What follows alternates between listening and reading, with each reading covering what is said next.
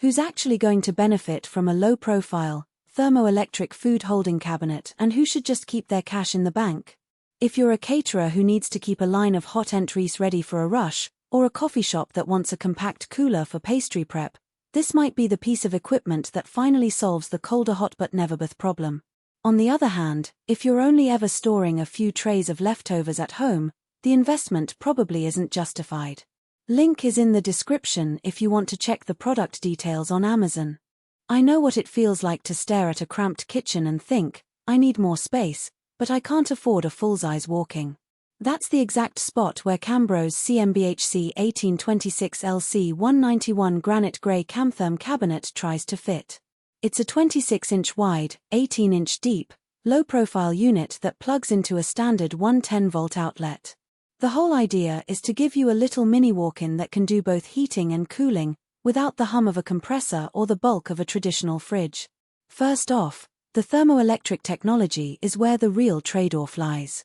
Because it doesn't use a compressor, the cabinet runs almost silently, perfect for open kitchen concepts where the last thing you want is a whirring noise competing with the clatter of pans.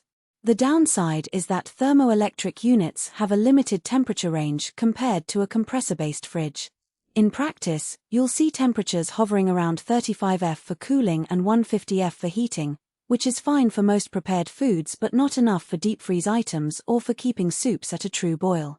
If your menu demands that kind of extreme, you'll need a separate piece of equipment. The louvered panels are a small but clever touch.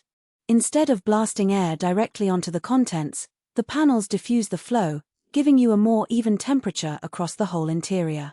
I've seen this make the difference between a tray of chicken staying uniformly hot and one side turning lukewarm halfway through a service. In a real-world scenario, say you're operating a sandwich station during a weekday lunch rush, those evenly heated trays mean customers get the same quality on every bite, not a hot front and a cold back.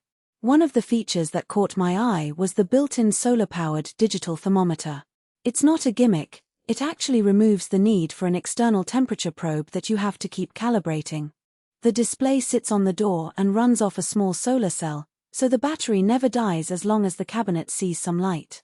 In a busy kitchen where you might be glancing at the temp every few minutes, that means one less thing to worry about.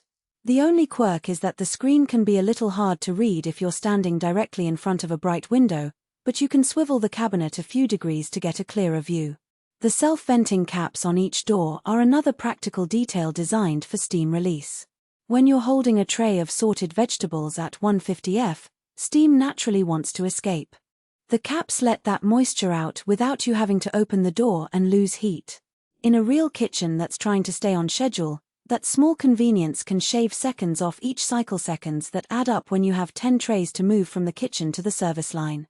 Now, let's talk about who this is really built for.